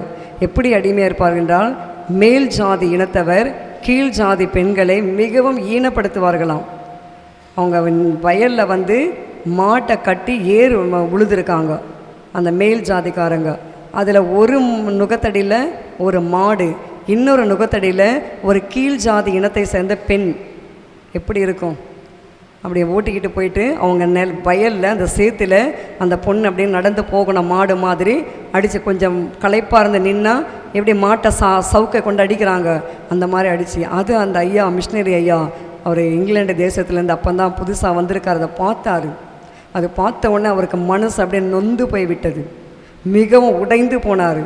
உடனே அவர் ஃபாரின் தேச கப்பல் ஏறி அவங்க மேல் இடத்துல இருக்கிற மிஷன், அதாவது அவங்களுக்கு ஒரு ஹெட் இருப்பாங்க, அவங்கக்கிட்ட போய் சொல்லி, ஐயா இது போல் இந்தியாவில் தமிழ்நாட்டில் இப்படிப்பட்ட ஒரு இடத்துல நான் இந்த ஒரு கோர காட்சியை நான் பார்த்தேன், பெண்கள் இப்படி ரொம்ப மிகவும் கேவலமாக நடத்தப்படுகிறார்கள், அதுக்கு நான் என்ன செய்ய வேண்டும் என்று அவர் கேட்க, எனக்கு நீங்கள் ஸ்பான்சர் பண்ணுங்கள், நான் போய் அந்த இடத்துல இருந்து அந்த மக்களை எல்லாம் நான் என்ன செய்கிறேன், நான் கர்த்தருக்குள்ளே மாற்றுகிறேன், உன்னால் முடியுமா? முடியும். வாலிபர், படித்தவர் தெரியுமா? இன்றைக்கி அவர் நம்முடைய தேசத்துக்கு வந்து அந்த பாரம்பரியமாய் பெண்களை அவமானப்படுத்துகிற காரியத்திலேருந்து அவர் விடுதலை கொடுத்தார். ஆமேன்னு சொல்லுவோமா? இன்னொரு இடத்துல அதே ஊரில் பெண்கள் ப்ளவுஸ் போடக்கூடாதான். நான் அந்த புக்கில் படித்தேன், நான் கூட நிறையா பார்த்துருக்கேன். அந்த காலத்து பாட்டிமாருங்க ப்ளவுஸ் போடாமல் வெறும் சேரீ மட்டும் உடுத்தியிருப்பாங்க. எனக்கு தெரியாது, இந்த புக்கை படித்த பிறகு தான் எனக்கு தெரியுது அது அடிமைத்தனம். அப்படியெல்லாம் நம்முடைய மக்களை பிசாசு அடிமைப்படுத்தி வைத்திருந்தான். அதை கூட அந்த மிஷினரி ஐயா, நான் அந்த பெயரை மறந்துட்டேன், நான் முடியுமான அடுத்த மாதம் உங்களுக்கு அந்த பெயரை நான் சொல்லுகிறேன். மிகவும் அருமையான மிஷினரி ஐயா வந்து அவர் 1800 என்று நினைக்கிறேன் அந்த நாட்களில் அவர் வந்தார். வந்து அந்த அடிமைத்தனத்தில் பெண்களை மீட்டெடுத்து எல்லாருமே சேலை உடுத்தணும், எல்லாருமே பாவாடை சட்டை அணியணும், எல்லாருமே செருப்பு போடணும் என்று சொல்லி அந்த கலாச்சாரத்தை நம்முடைய தமிழ்நாட்டுக்கு அவர் கொண்டு வந்தார். ஆமேன்னு சொல்லுவோமா? கர்த்தர் நல்லவர், அவர் கிருபை என்றும் உள்ளது. எவ்வளவு நற்கிரியை செஞ்சுருக்காங்க பாருங்க ஃபாரினர்ஸ். நாம் என்ன செய்கிறோம் பிரியமானவர்களே? நம்ம பக்கத்து வீட்டுக்காரங்களுக்கு ஏசு நேசிக்கிறான்னு சொல்லியிருக்கிறோமா? ஐயோ என்னை மந்திரம் பண்ணிவிடுவாங்க. அந்த கண்ணு பார்த்திங்களோ என்னையே பார்க்குறாங்க, அந்த கண்ணுலேயே தெரியுது எனக்கு மந்திரம் பண்ண போகிறாங்க இன்றைக்கி அப்படின்னு நம்ம நினைக்கிறோம், நம்ம சொல்கிறோம். எதிர் வீட்டுக்காரங்க பார்த்தா பயம், கண்ணு பட்டுடும். இப்படி இருந்தால் எப்படி இந்தியாவில் சுவிசேஷம் வளரும் சொல்லுங்கள்? ஃபாரினர் பாருங்கள், தங்கள் ஜீவனை வைத்தார்கள். இல்லை ஜீவனை ஆமேனே சொல்ல மாட்டேன்றீங்க. ஜீவனை வைக்கலையா? ஒடிசாவில் அந்த ஐயா கிரகம் 2 பிள்ளைங்க ஜீவனை வைக்கலையா? எவ்வளோ பேர் ஜீவனை வச்சாங்க தெரியும் தானே உங்களுக்கெல்லாம். உண்மையாக நடந்ததில்லை, அந்த நூற்றாண்டு கிடையாது, இந்த நூற்றாண்டில் நடந்துச்சு. அதே போல் அநேக ஜீவனை வைத்தார்கள். இன்றைக்கி நாம் என்ன செய்ய போகிறோம்? இயேசுக்காக இதாகில ஒன்று விழித்திருங்க, ஜெபம் பண்ணுங்க. நீங்கள் அநேக ஆத்துமாக்களை ரட்சிப்பதற்கு என்னை கருவியாக எடுத்து பயன்படுத்துங்கப்பா. நான் சொல்லும் பொழுது அந்த வார்த்தையை கேட்டு அவங்க கீழ்ப்படினையா, இயேசுவே என்னை எடுத்து மாற்றுங்கப்பா. அழிந்து போகிற வாலிபர்கள் எல்லாம் மனம் திருமணையா, அழிந்து கொண்டிருக்கிற ஆத்துமாக்கள் மனம் திருமணப்பா, என் ஜெபத்தை கேளுங்கப்பா என்று சொல்லி என்ன பண்ணணும்? அறை வீட்டை பூட்டி கொண்டு ஜெபம் செய்ய வேண்டும். செய்கிறீங்களா? எத்தனை பேர் செய்யலாம் என்று தீர்மானம் எடுக்கிறீங்களா? கர்த்தர் நிச்சயமாக நமக்கு அந்த கிருபை கொடுப்பார். ஆமென், ஹல்லேலூயா. கடைசியாக நான் ஒரு வசனத்தை கூட நான் வாசிக்கலாம். வாசிங்க. ஒரு சங்கீத புஸ்தகம் 22ஆம் சங்கீதம் 13ஆம் வசனத்தை வாசித்து பாருங்கள். சங்கீதம் 22:13.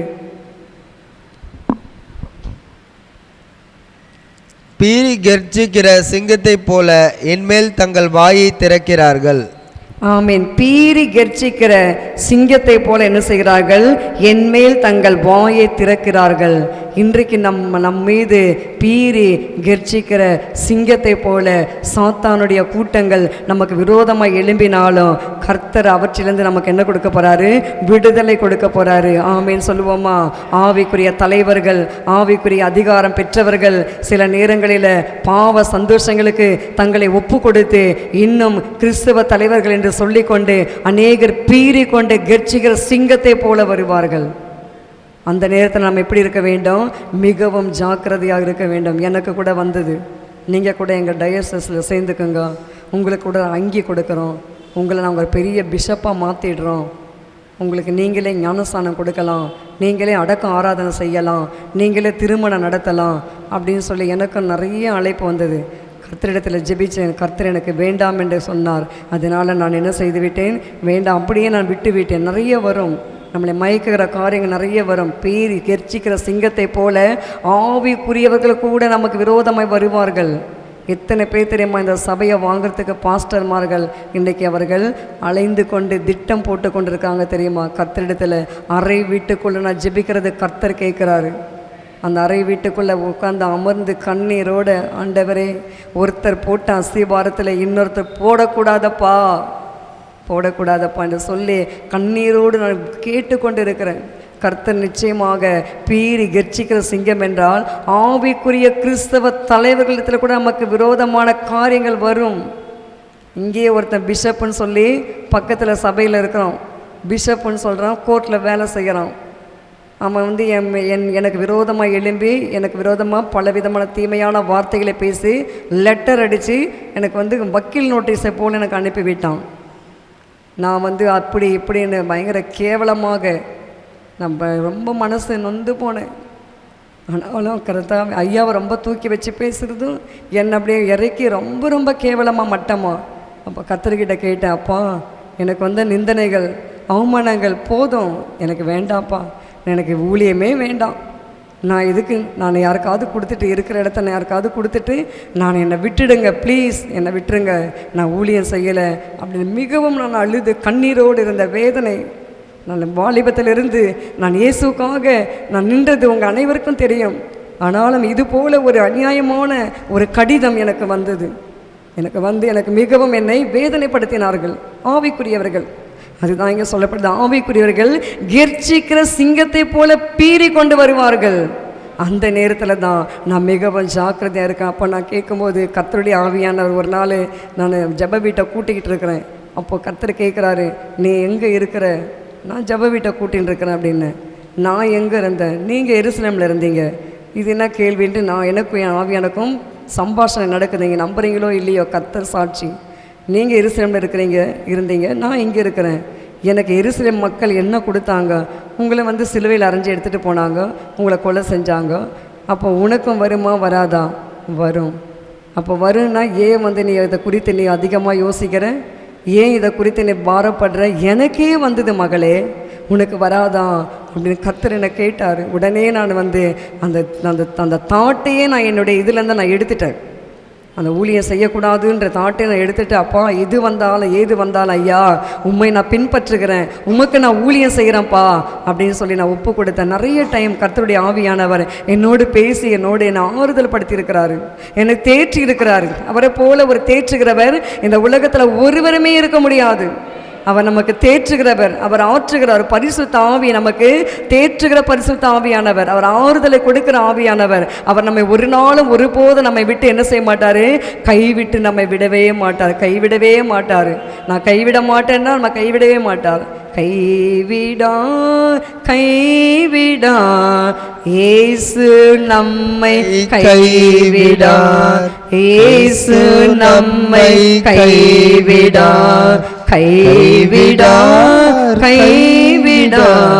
இயேசு நம்மை கைவிடா, இயேசு நம்மை கைவிடா. ஆமென். கைவிடாதவர் நம்மை ஒரு நாளும் கைவிட மாட்டாரு, நம்ம மறந்து போக மாட்டாரு. மறந்து போகிறதுக்கு அவர் அநீதி உள்ள தேவன் அல்ல, அவர் உண்மை உள்ள தேவன். அதே 2 தீமோத்தேயு புஸ்தகம் 4ஆம் அதிகாரம் 17ஆம் வசனத்துல நான் வாசிக்கிறோம். 2 தீமோத்தேயு 4:17 வாசித்து பாருங்க. 2 தீமோத்தேயு புஸ்தகம் 4ஆம் அதிகாரம் 17ஆம் வசனத்தை. கர்த்தரோ எனக்கு துணையாக நின்று என்னாலே பிரசங்கம் நிறைவேறுவதற்காகவும் புறஜாதியில் எல்லாரும் கேட்கிறதற்காகவும் என்னை பலப்படுத்தினார். சிங்கத்தின் வாயிலிருந்தும் நான் ரட்சிக்கப்பட்டேன். ஆமென். கர்த்தரோ எனக்கு துணையாக நின்று என்னாலே பிரசங்கம் நிறைவேறுவதற்காகவும் புறஜாதியார் எல்லாரும் கேட்கிறதற்காகவும் என்னை பலப்படுத்தினார். கர்த்தர் நம்மை இந்த நாளில பலப்படுத்த வேண்டும். புறஜாதிகள் எல்லாம் நாம் சொல்லுகிற வார்த்தைகளை கேட்டு அவர்கள் மனம் திரும்பும்படியாக கர்த்தர் நம்மை பலப்படுத்த வேண்டும். அந்த அபிஷேகத்தை தான் நாம் பெற்றுக்கொள்ள வேண்டும். ஆமென் சொல்லுவோமா?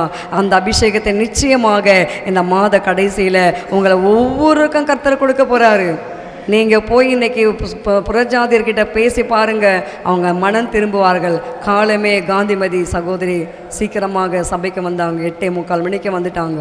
அம்மா இன்னைக்கு நான் ஒரு ஆத்துமா கூப்பிட்டு வந்திருக்கிறேம்மா, எங்கள் வீட்டுக்கிட்ட இருக்காங்க, நான் போகிற சபைக்கு வா தம்பி அப்படின்னு. அந்த தம்பி படிக்கிறதுக்காக அவர் சென்னை வந்திருக்கிறாரு, பேச்சுலர் படித்து கொண்டிருக்கிறாரு. தம்பி வந்திருக்கார். தம்பிக்காக நான் கர்த்தரை துதிக்கிறேன். உங்கள் தம்பி பேர் என்னப்பா? என்னப்பா? தினேஷ். அவர் படிக்கிறதுக்காக உட்காருங்கம்மா. கர்த்தர் காட் பிளஸ் யூ வந்திருக்காரு. அருமையான சகோதரி. அவங்க ஆத்தும ஆதாயம் படிக்கலாம் ஒன்றும் இல்லை, அவங்களுக்குள்ள ஒரு தாகம். நம்ம ஏன் சும்மா நம்ம சபைக்கு போகிறோமே, சும்மா ஏன் போகிறது, வா தம்பி நான் போகிற சர்ச்சுக்கு வாப்பா அப்படின்னு நான் கூட்டிகிட்டு வந்தோம். கர்த்தர் காந்திமதி அம்மாவை ஆசீர்வதிப்பார். உங்கள் குடும்பங்களையும் கர்த்தர் ரட்சிப்பார், உங்கள் பிள்ளைகளை கர்த்தர் ரட்சிப்பார். அதுபோல தான் பிரியமான தேவஜனம். இன்றைக்கி நம்ம என்ன செய்கிறோம்? வீட்டில் பிள்ளைங்களெல்லாம் விட்டு வந்துடுறோம். நம்ம மட்டும் வந்தால் போதும். எப்படி வரும்போது வெறும் கையோடு வரக்கூடாது. நம்ம வரும்போது என்ன செய்யணும்? ஒரு ஆத்துமாவை கூட கூட்டு வரணும். இன்றைக்கி நிறைய கிறிஸ்தவர்கள் நம்ம நிறைய தவறு செய்கிறோம். பிள்ளைகள் எல்லாம் வரணும், சபையார வரணும், குடும்பமாய் வர வேண்டும். குடும்பமாய் நம் கர்த்தரை ஆராதிக்க வேண்டும். வரும்பொழுது புறஜாதியாரை ஒருத்தரை நீங்கள் என்ன செய்ய வேண்டும்? நீங்கள் சொல்லி கூட்டி கொண்டு வர வேண்டும். அந்த நாட்களில் வேதக்கன் அண்ணன் அப்படின்ட்டு ஒரு ஐயா நம்ம சபையில் இருந்தார், மூத்த விசுவாசி. இன்றைக்கி இல்லை, அவர் கர்த்தருக்குள்ளே மரித்து கர்த்தருக்குள்ளே இருக்கிறாரு. அவங்க மனைவி நல்ல ஆத்துமாதாயம் செய்வாங்க, நல்லா ஜெபிப்பாங்க. அவங்க என்ன செய்வாங்க தெரியுமா? அவங்களுக்கு தெரிஞ்ச ஒரு குடும்ப செக்யூரிட்டி, அவங்க ஒரு ஃபேமிலியை அவங்க பிடிச்சு வச்சுருந்தாங்க. சாதாரண தான். அவங்க என்ன பண்ணாங்க, அந்த பசங்களுக்கு டிக்கெட்டுக்கு காசு கொடுத்து, அவங்களுக்கு காசு கொடுத்து, அவங்க பெரம்பூரில் இருந்தாங்க. எங்கள் சபைக்கு வாங்க, எங்கள் அம்மா நல்லா ஜெபம் பண்ணுவாங்க, எங்கள் அம்மா அப்படியே புட்டு வச்சுருவாங்க, வாங்கன்னு சொல்லி குடும்பமாக கூட்டி கொண்டு வந்தார்கள். அந்த குடும்பமாக கூட்டி கொண்டு வந்து அவங்க ரட்சிக்கப்பட்டாங்க. இன்றைக்கு அவங்க தமிழ்நாட்டில் கோயம்புத்தூர் என்ற பகுதியில் குடும்பமாக இருக்கிறார்கள். ஒரு நாள் நாங்களை விசாரிக்கும் பொழுது அவர்கள் அப்படி தான் சொன்னாங்க, நாங்கள் கோயம்புத்தூர் பகுதியில் இருக்கிறோம் அப்படி என்று சொல்லி. அப்படியாக பாருங்கள், அவங்க காசு டிக்கெட்டுக்கு அவங்க காசு கொடுத்து அவங்க கூட்டிகிட்டு வந்தாங்க. இன்றைக்கி நம்ம என்ன செய்கிறோம்? நம்ம பிள்ளைங்களை வீட்டிலே வச்சுட்டு பத்திரமா இருங்க, மழையாக இருக்குது, மப்பாக இருக்குது, மூடின்னு இருக்குது, வராதிங்க, நாங்கள் மட்டும் போயிட்டு வரோம். இல்லை, அப்படி சொல்லலாமா? கர்த்தருக்காக நம்ம என்ன செய்ய வேண்டும்? செலவு செய்ய வேண்டும். புறஜாதிகளை நம்ம போயிட்டு சொல்லி கூப்பிட்டு கொண்டு வர வேண்டும். புறஜாதி அப்போ தான் நம்ம சொன்னாதான் அவங்களுக்கு தெரியும். சொல்லிப்போ அந்த அம்மா சொல்லிச்சு, தம்பி நீ ஏன்பா வீட்டில் சும்மா இருக்க, எங்கள் சபைக்கு வா, சொன்னால்தான் தெரியும். மற்றவங்களுக்கு நீங்கள் போய் என்ன செய்ய வேண்டும்? சுவிசேஷங்களை அறிவியுங்கள். பாரத்தோடு, ஒரு கண்ணீரோடு, ஒரு ஏக்கத்தோடு. ஆத்தும பாரம் நமக்கு மிகவும் வேணும், ஆத்தும தாகம் நமக்கு வேணும். ஆத்தும பாரம் இல்லாமல் நம்ம இருக்கக்கூடாது. ஆத்துமா ஒன்று ரட்சிக்காமல் நாம் வெறும் கையோடு நாம் போகக்கூடாது.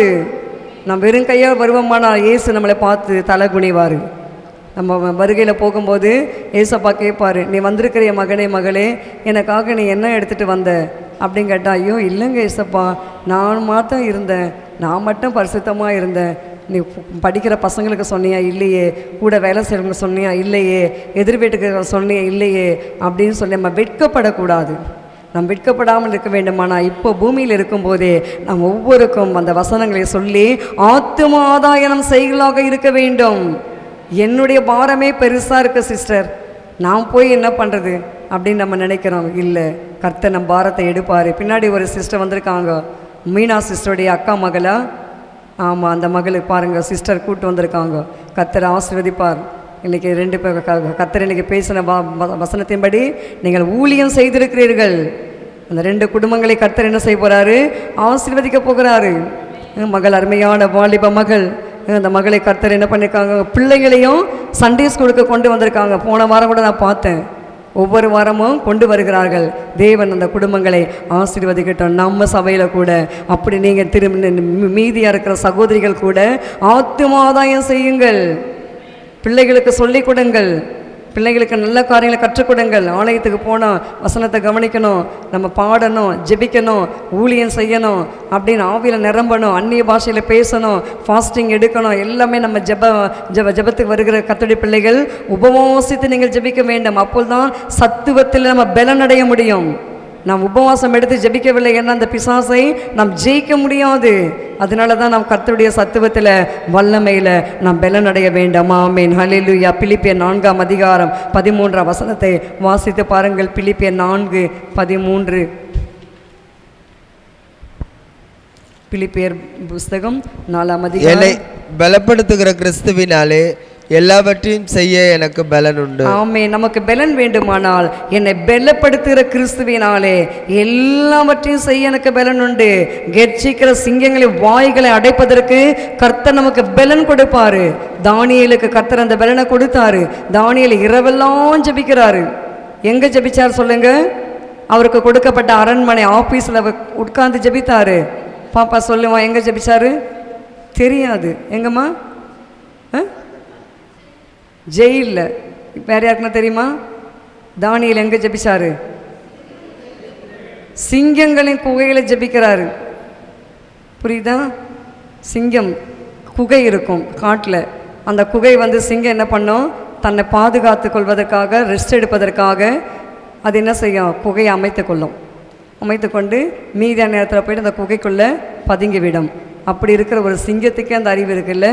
அந்த சிங்கங்கள் இங்கே போய் அந்த நாட்களில் அந்த பாபிலோன் மன்னர்கள் ஆண்ட நாட்களில் தரியு ராஜா, மேதியா பெர்சியன் ஆகிய தரியு, இவன் அர்தசஷ்டா ராஜா, இவர்கள் எல்லாம் ஆட்சி செய்யும் பொழுது அந்த சிங்கங்களை பனிஷ்மெண்ட் கொடுப்பதற்காக சில குகைகள் அமைக்கப்பட்டு சிங்கங்களை வளர்ப்பார்கள். யாராகிலும் தவறு செய்துவிட்டால் அவங்களுக்கு தண்டனை கொடுப்பதற்காக. இந்த காட்டில் இருக்க சிங்கம் கிடையாது, அதற்கென்றே அவர்கள் குகைகளை அவர்கள் பிரம்மாண்டமாக அமைத்திருப்பார்கள். அந்த ஒரு குகையில் தான், அந்த சிங்கம் இருக்கிற குகையில் நம்முடைய தானியேலை கொண்டு போய் போட்டாங்க.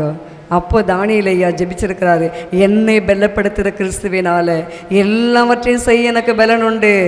அந்த கெர்ச்சிக்கிற சிங்கங்களின் வாய்களை கட்டி போடுங்கப்பா அப்படின்னு சொல்லி இரவெல்லாம் ஜெபிக்கிறாரு. அந்த சிங்கங்கள் எல்லாம் ஜெபிக்க ஜெபிக்க ஜெபிக்க அந்த சிங்கங்கள் எல்லாம் தானியேலை சுற்றி ஒரு பாதுகாப்பு போல, ஒரு மதில் போல சுற்றி கொண்டு இருக்கிறதாம். எவ்வளோ ஆச்சரியமாக இருக்குது பாருங்களா ஜெபம். இன்றைக்கு நீங்களும் நானும் ஜெபிக்கவில்லை என்றால் கெர்ச்சிக்கிற சிங்கங்களின் வாய்களில் நாம் மாட்டிக்கொள்ள வேண்டியதாகிவிடும். நாம் ஜெபிக்கும் பொழுது மட்டும்தான் அந்த கெர்ச்சிக்கிற சிங்கங்களின் வாய்களுக்கு தேவன் நம்மை தப்புவிப்பார். அதுதான் என்னை பலப்படுத்துகிற கிறிஸ்துவினாலே எல்லாவற்றையும் செய்ய எனக்கு பலன் உண்டு. அப்போ இன்றைக்கி சிங்கங்களின் வாய்களை கட்ட முடியுமா? முடியும். நீங்கள் சிங்கத்தை எப்படி கட்டுறது? கயிறை போட்டு கட்டிடலாமா? இல்லை, ஜபத்தில் கட்டுங்க. கெர்ச்சிக்கிற சிங்கம், மாந்திரிகம், செய்வினை, ஏவல்கள், வியாதி, உங்களுக்கு விரோதமாய் வருகிற பொல்லாத ஆவிகள், அதையெல்லாம் நீங்கள் கட்ட வேண்டுமானால் ஜபத்தில் இருந்து நீங்கள் கட்ட வேண்டும். நீங்கள் ஜெபிக்கும் போது நீங்கள் கட்டினால் அந்த சிங்கங்கள் எல்லாம் அப்படியே அந்த வாய்களெல்லாம் அடைந்து நமக்கு கீழ்ப்படிய கர்த்தரை உதவி செய்வார். ஆமேன் சொல்லுவோமா? கர்த்தர் நல்லவர், அவர் கிருபை என்றும் உள்ளது. அதே சங்கீத புஸ்தகம் 22ஆம் சங்கீதம் 21ஆம் வசனத்தை வாசித்து பாருங்கள். 22, 21 சங்கீதம்.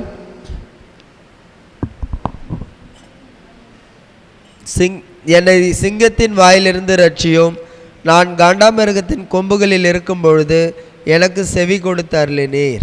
ஆமேன். என்னை சிங்கத்தின் வாயிலிருந்து என்ன செய்யுங்க? என்னை ரட்சிங்க என்று சொல்லி தாவீது என்ற பக்தர் இங்கே சொல்லுகிறார். வாசிக்கலாம். 22, 21. என்னை சிங்கத்தின் வாயிலிருந்து ரட்சியும், என்னை சிங்கத்தின் வாயிலிருந்து ரட்சியும், நான் காண்டாமிருகத்தின் கொம்புகளில் இருக்கும் பொழுது, நான் காண்டாமிருகத்தின் கொம்புகளில் இருக்கும் போது எனக்கு செவி கொடுத்து அருளினீர். எனக்கு செவி கொடுத்து அருளினீர். பெலன், காண்டாமிருகத்துக்கு ஒத்த பெலன். அது எப்போ கிடைக்கும்? ஜெபத்தில் இருக்கும்போது தான் கிடைக்கும். தாவீது எப்போதும் கர்த்தரை தனக்கு முன்பாக நிறுத்தி வைத்து கொண்டிருந்தார். அதனால தான் தாவீது அசைக்கப்படாமல் காப்பாற்றினார். அதனால தான் தைரியமாக அவர் எழுதுறாரு, என்னை சிங்கத்தின் வாயிலிருந்து ரட்சியும். நாம கூட ஜெபிக்க வேண்டாப்பா, இந்த பொல்லாத கெர்ச்சிக்கிற சிங்கத்தின் வாயிலிருந்து என்னையும் என் குடும்பத்தை ரட்சிங்க ஐயா, என்னை மீட்டு கொள்ளுங்கப்பா, என்னை தப்புவீங்கப்பா என்று சொல்லி நாம் கூட கேட்கும் பொழுது, காண்டாம் மிருகத்தின் கொம்புகள் இருக்கும்போது எனக்கு செவி கொடுத்த அருளின்னு எனக்கு செவி கொடுத்தீங்களையா, அப்படி நாம் சொல்லி ஜெபிக்கும் போது தான் கர்த்தர் நமக்கு செவி கொடுப்பாரு. பரவாயில்ல, சிங்கம் வந்து என்ன கொன்று போடட்டும், பரவாயில்ல, வசனம் இருக்குது, கெர்ச்சிக்கிற சிங்கம் போல எவனை விழுங்கலாமோ என்ற வகை தேடி சுற்றி தெரிகிறான், அது நிறைவேறணும் இல்லை அப்படின்னு நம்ம என்ன செய்யக்கூடாது? அலட்சியமாக இருக்கக்கூடாது. நாம் கட்டி ஜெபிக்கும் பொழுது அந்த சிங்கத்தின் வாயிலிருந்து கர்த்தர் நம்மை விடுதலை கொடுப்பார். ஆமேன்னு சொல்லுவோமா? கர்த்தர் நல்லவர், அவர் கிருபை என்றும் உள்ளது. அதே 35ஆம் சங்கீதம் 10ஆம் வசனத்தை வாசிங்க. 35:10.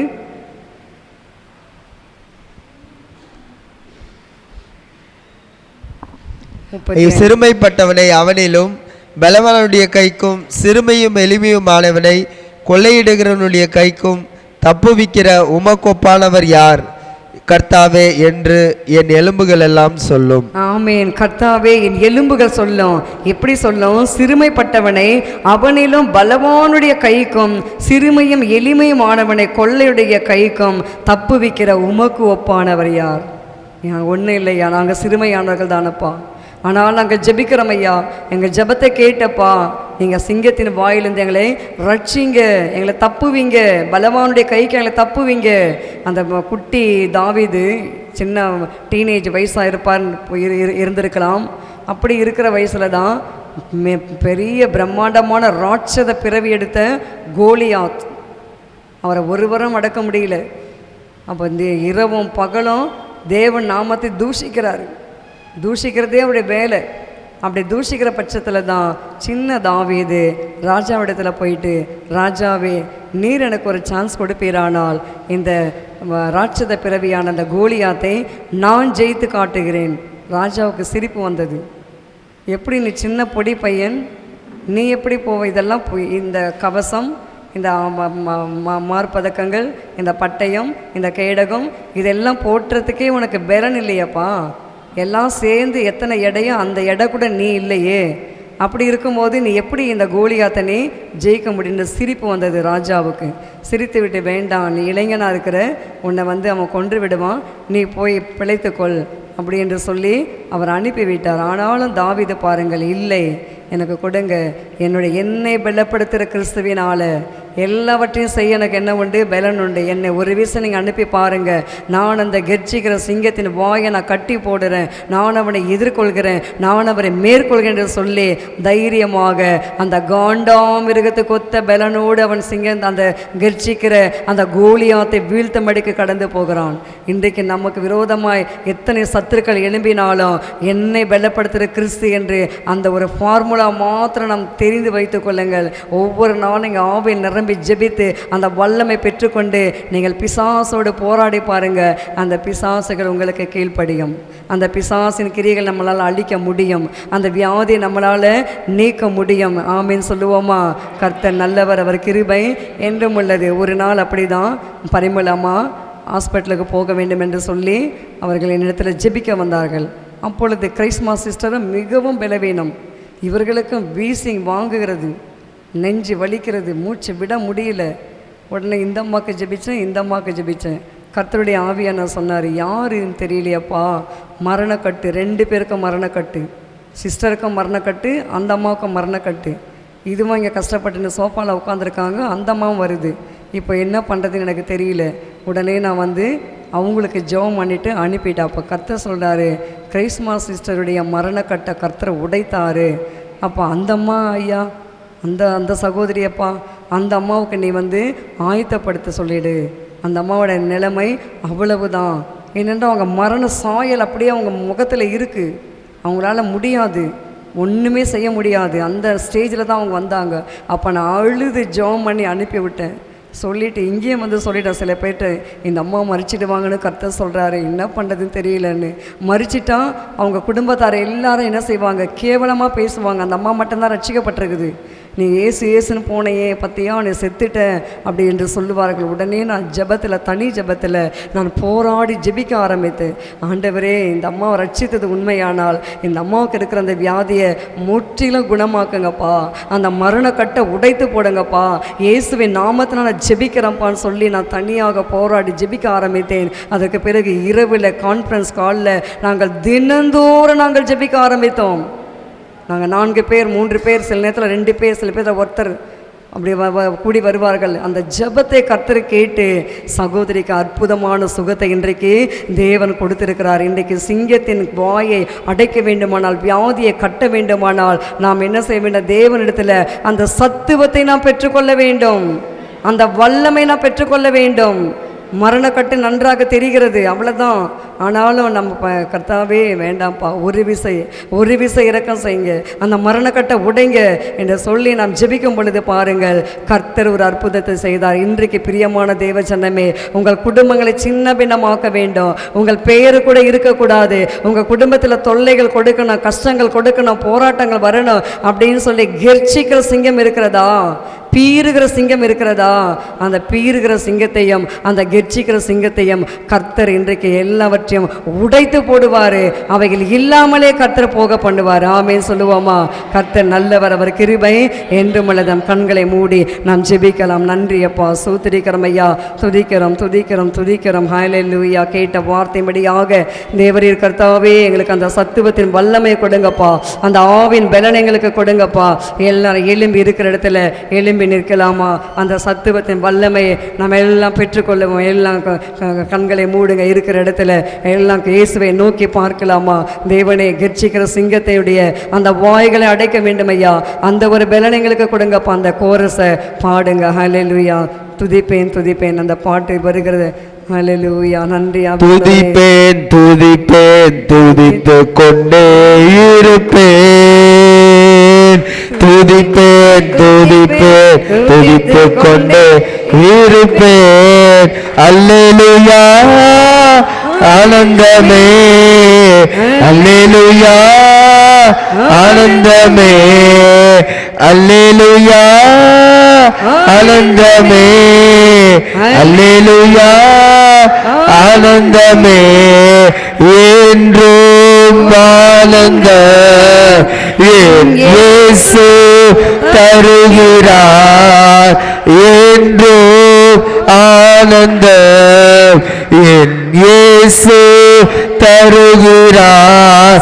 சிங்கத்தின் மேலும் பாம்பின் மேலும் நடந்தே செல்லுவேன், சிங்கத்தின் மேலும் பாம்பின் மேலும் நடந்தே செல்லுவேன். சாத்தானின் சகல வலிமையை வெல்ல அதிகாரம் எனக்குண்டு, சாத்தானின் சகல வலிமையை வெல்ல அதிகாரம் எனக்குண்டு. அல்லேலூயா ஆனந்தமே, அல்லேலூயா ஆனந்தமே, அல்லேலூயா ஆனந்தமே, அல்லேலூயா ஆனந்தமே, என்றும் ஆனந்தம் என் இயேசு தருகிறார், என்றும் ஆனந்தம் என் இயேசு தருகிறார். துதிப்பேன் துதிப்பேன் துதித்துக் கொண்டு இருப்பேன், நன்றி. துதிப்பேன் துதிப்பேன் துதித்துக் கொண்டு இருப்பேன், துதிப்பேன் துதிப்பேன் துதித்துக் கொண்டு இருப்பேன், துதிப்பேன் துதிப்பேன் துதித்துக் கொண்டு இருப்பேன், துதிப்பேன் துதித்துக் கொண்டு இருப்பேன். ஆமென். ஹல்லேலூயா. துதிங்க. நன்றாக வீட்டுக்கு போயிட்டு கர்த்தரை துதித்து பாருங்கள், கர்த்தருடைய வல்லமை பெற்றுக்கொள்ளுங்கள். பீறி வருகிற சிங்கத்தின் வாயை அடைப்பதற்கு கர்த்தர் பலன் கொடுப்பார். கெர்ச்சிக்கிற சிங்கத்தின் வாயை கட்டி போடுவதற்கு கர்த்தர் நமக்கு பலன் கொடுப்பார். அந்த சத்துவத்தை பெற்றுக்கொள்ளுங்கள். தேவன் உங்களை ஆசீர்வதிப்பாராக. ஆமென். நாம் சேர்ந்து சொல்லலாமா? என் ஆத்துமாவே கர்த்தரை ஸ்தோத்திரி, என் முழு உள்ளமே பரிசுத்த நாமத்தை ஸ்தோத்திரி. என் ஆத்துமாவே கர்த்தரை ஸ்தோத்திரி, கர்த்தர் செய்த சகல உபகாரங்களையும் மறவாதே. Amen. Hallelujah, hallelujah, hallelujah. Amen. Praise the Lord. God bless you. எல்லாருக்கும் ஸ்தோத்திரம். மாரநாதா, இயேசு சீக்கிரம் வரப்போகிறார். ஆமென். அல்லேலூயா.